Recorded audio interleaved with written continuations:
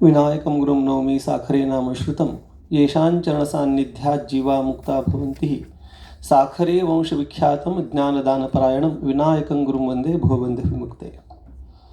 आज मला जो चिंतनाकरता विषय दिलेला आहे तो विषय संत वाङ्मयामधील अद्वैत वेदांत दर्शन असा मला चिंतनाकरता विषय दिलेला आहे.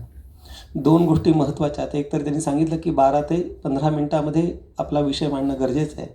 मी आहे कीर्तनकार, माझं बटन दाबलं की 2 तासांनीच थांबतं ते. पण मी काही 2 तास आपले घेणार नाही. 15 मिनटामध्ये घंटी न दाबण्याची वेळ आपल्यावर येईल अशी मी निश्चितपणे काळजी घेईल. आणि दुसरी वस्तुस्थिती अशी आहे की जे श्रोते म्हणून सगळे ऐकायला बसले ते सगळे वक्ते आहेत. आम्ही श्रोत्यांसमोर बोलतो, परंतु आता जी वेळ ती वक्त्यांसमोर बोलायची वेळ आलेली आहे. तर आपण सर्व ज्ञाते श्रेष्ठ अभ्यासक वक्ते आहात, त्यामुळं हे जे काही चिंतनाकरता मांडण्याकरता जो विषय दिला आहे त्याच्या संबंधाने एक 15 मिनटामध्ये मी माझं मनोगत किंवा जे परंपरेने माझ्यापर्यंत आले ते आपल्यासमोर मांडण्याचा मी एक प्रामाणिक प्रयत्न करतो. संत वाङ्मयामधलं अद्वैत वेदांत दर्शन असा जर आपण विचार करायला गेलो तर संत वाङ्मयामध्ये अद्वैत वेदांताशिवाय दुसरं काहीही सांगितलेलं नाही. जे काही सांगितलेलं आहे त्या अद्वैत वेदांतचं सांगितलेलं आहे. मग हे नुसतं नाही प्रतिज्ञा मात्रेन वस्तुसिद्धीही किंतु लक्षण प्रमाणाभ्याम. कशाची सिद्धी जर करायची असेल तर नुसतं बोलण्याने ते सिद्ध होत नाही. त्याचं लक्षण काय, त्याचं प्रमाण काय, त्याची युक्ती काय, त्याचा तर्क काय याचीही मांडणी करणं अत्यंत आवश्यक आहे. तर मौलिक ज्ञानोबाऱ्यांपासून ते जगद्गुरू तुकोबाऱ्यांपर्यंत आपला हा वारकरी संप्रदाय आहे. किंबहुना या परिसंवादाचं परिषदेचं जे नाव आहे ज्ञानोबा ते तुकाराम. किंबहुना आपला वारकरी संप्रदायाचा जो महामंत्र आहे तो ज्ञानोबा तुकाराम हा आपल्या वारकरी संप्रदायाचा महामंत्र आहे. तर गुरुवारी महाराज नेहमी असं सांगायचे की ज्ञानोबा तुकाराम हा मध्यमपदलोपी समास आहे. म्हणजे मौलिक ज्ञानोबाऱ्यांपासून ते जगद्गुरू तुकोबाऱ्यांपर्यंत सर्व संतांचा त्याच्यामध्ये समावेश होतो. एवढंच नाही तर ज्ञानोबाऱ्यांच्या पूर्वीचाही वारकरी संप्रदाय आहे. कुठपासून आहे तर भक्त पुंडलिकापासून आहे. मग पहिले ज्ञात वारकरी कोण? तर पहिले जे ज्ञात वारकरी ते श्रीमदाद्य शंकराचार्य हे पहिले ज्ञात वारकरी आहेत. कारण की महायोगपीठे तटे भीमरथ्याम वरम पुंडरीकाय दातुम मुनींद्रही समागत्य तिष्ठंतम आनंदकंदम परब्रह्मलिंगम भजे पांडुरंगम. खूप चिंतनीय विषय आहे. लिंगता म्हणजे काय तर आमची विठ्ठलेशाची मूर्ती आहे ना ती सगुण साकार मूर्ती आहे. आणि लिंग या शब्दाचा शिवलिंगाविषयी बराच विचार आहे. तर ही पांडुरंगाची जी मूर्ती आहे ती निर्गुण निराकार चैतन्याचं ध्यान प्रतीक आहे. लिंग म्हणजे प्रतीक. म्हणजे ही प्रतीक मूर्तीचं ज्यांनी पहिल्यांदा स्तोत्र लिहिले असे श्रीमदाद्य शंकराचार्य हे पहिले ज्ञात वारकरी आहेत. आणि अद्वैत वेदांत सिद्धांत ज्यांनी सांगितला, खरं तर हा अद्वैत वेदांताचा सिद्धांत औपनिषदिक स्वरूपाचा आहे. उपनिषदांपासून अनादी स्वरूपाचा हा सिद्धांत आहे. परंतु जगामध्ये अद्वैत तत्वज्ञान हे श्रीमदाद्य शंकराचार्यांनी मांडलं असं म्हटलं जातं. ठीक आहे, त्याचं कारण असं आहे की अद्वैत वेदांताचं स्पष्ट रीतीनं कथन श्रीमदाद्य शंकराचार्यांनी केलं. तो सिद्धांत औपनिषदिकच आहे, तो सिद्धांत वेदामधलाच आहे. पण वेदामधला जरी सिद्धांत असला तरी वेदामधला सिद्धांत स्पष्ट रूपानं जर कोणी मांडला असेल तर तो श्रीमदाद्य शंकराचार्यांनी मांडला.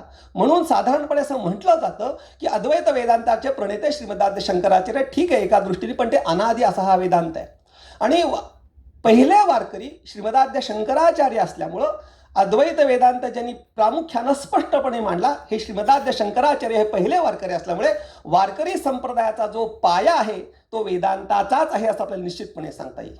वेदांत काय सांगतो आता मी आपल्याला थोडीशी युक्ती सांगतो. वेदांताची संपूर्ण तात्पर्य निर्णय करायचा झाला तर असं सांगतात, श्लोकार्धेन प्रवक्ष्यामी यदुक्तं ग्रंथ कोटिभिः ब्रह्म सत्यम जगन मिथ्या जीवो ब्रह्मैव नापरा.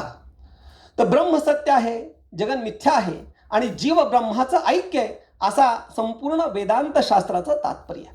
मौलिक ज्ञानोबाराय असतील, जगद्गुरू तुकोबाराय असतील, आता ज्यांचा आपण शोध निबंध वाचला ते शांती ब्रह्मश्री एकनाथ महाराज असतील, सगळ्यांनी त्यांना प्रमाणभूत कोण असेल याचा जर विचार सांगायचा म्हटला तर सगळ्यांनी त्यांना प्रमाणभूत श्रीमदाद्य शंकराचार्य तसं सांगितलेलं आहे.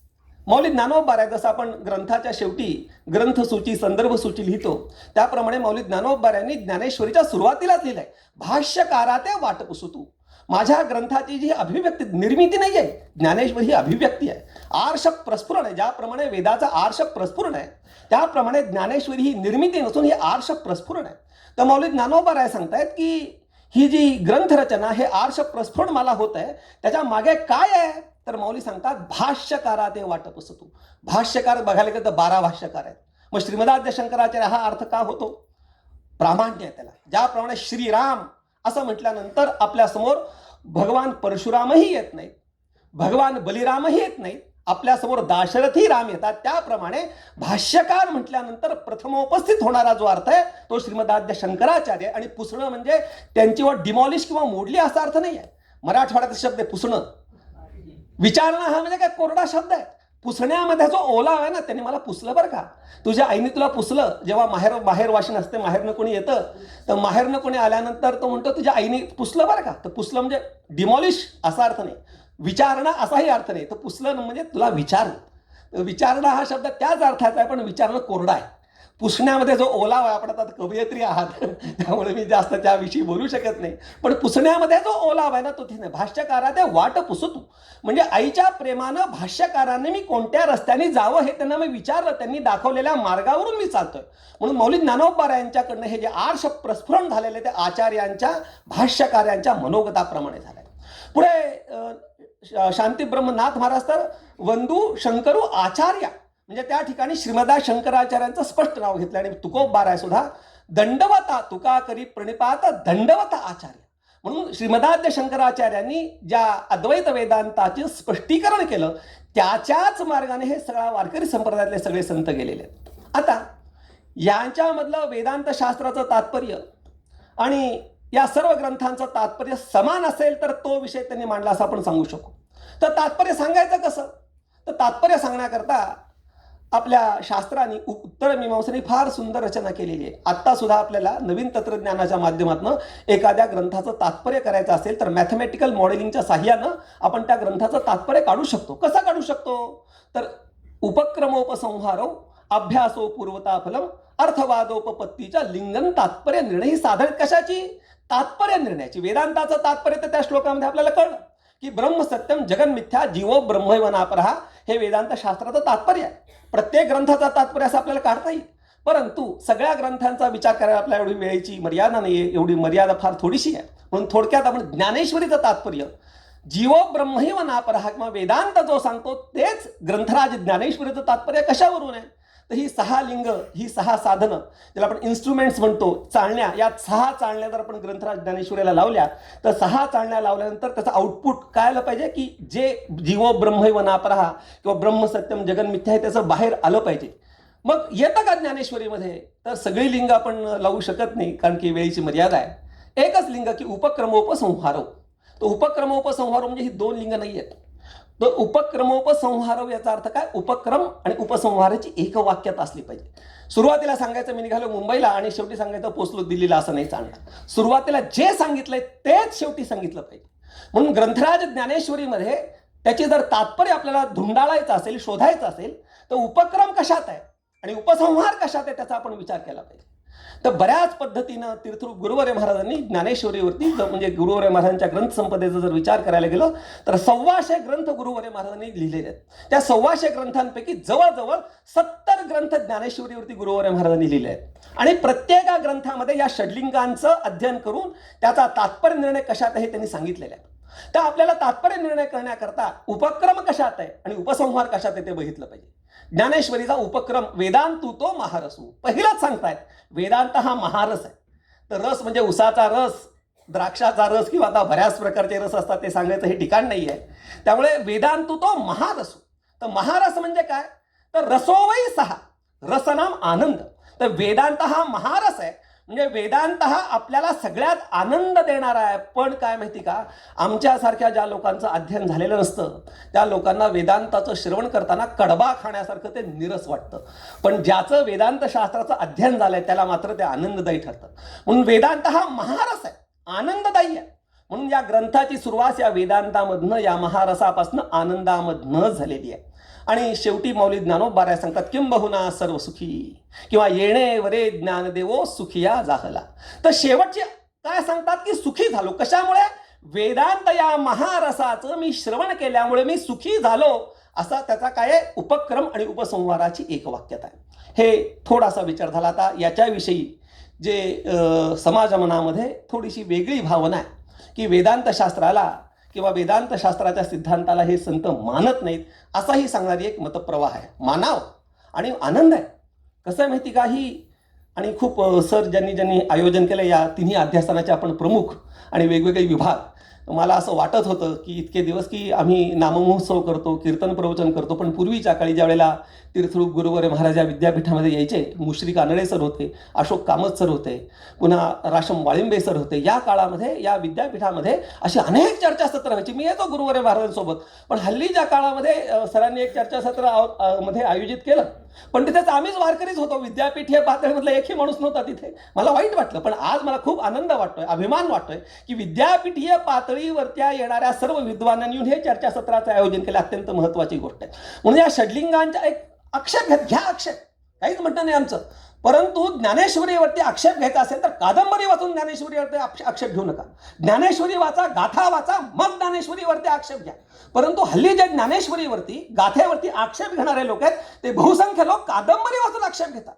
ह्या आक्षेप घ्यावा. काय आक्षेप आहे की तुकोबारायांचा एक प्रसिद्ध अभंग आहे, नको ब्रह्मज्ञान आत्मस्थिती भाव मी भक्त तू देव ऐसे करी.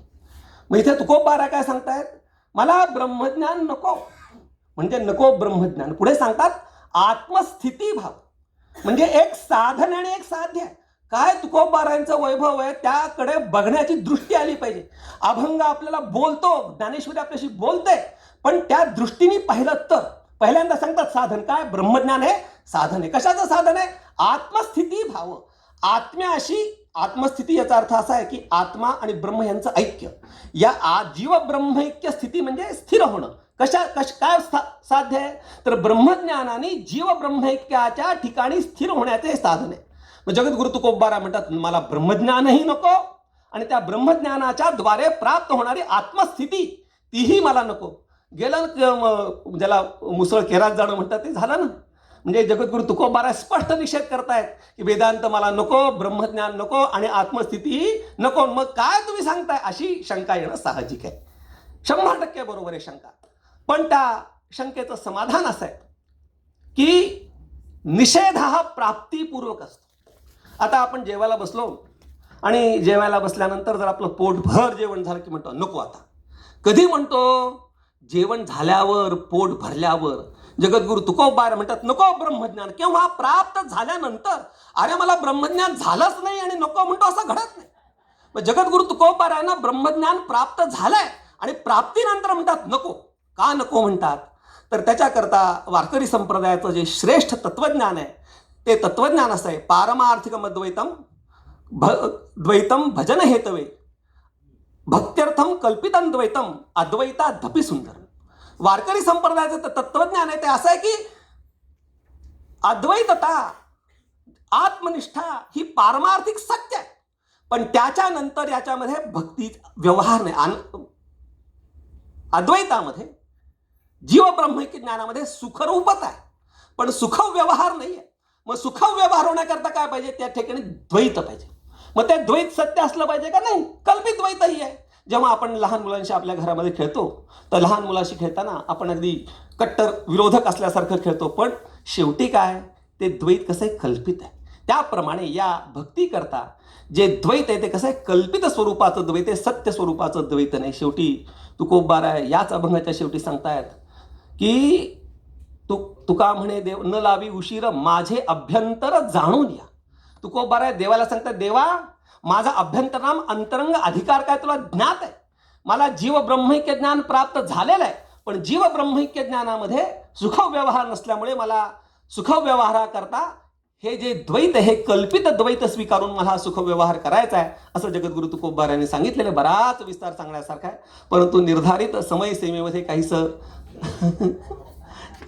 प्रकट चिंतन सांगावं या दृष्टीने मी थोडासा विचार सांगितलाय.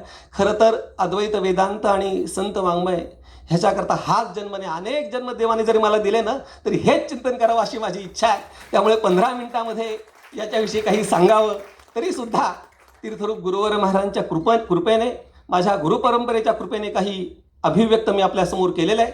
या चिंतनामध्ये, या वक्तव्यामध्ये जे काही योग्य आहे, सुष्ठू आहे, शास्त्र संवाद आहे ते माझ्या तीर्थरूप सद्गुरूंचं आहे, माझ्या सद्गुरू परंपरेचं आहे. आणि जे असुष्ठू, जे शास्त्र विसंवाद असेल ते माझं आहे. आपण योग्य त्याचा स्वीकार करावा, अयोग्य माझं माझ्यापाशी राहू द्यावं. एवढं बोलून मी माझ्या वक्तव्याला विराम देतो. धन्यवाद.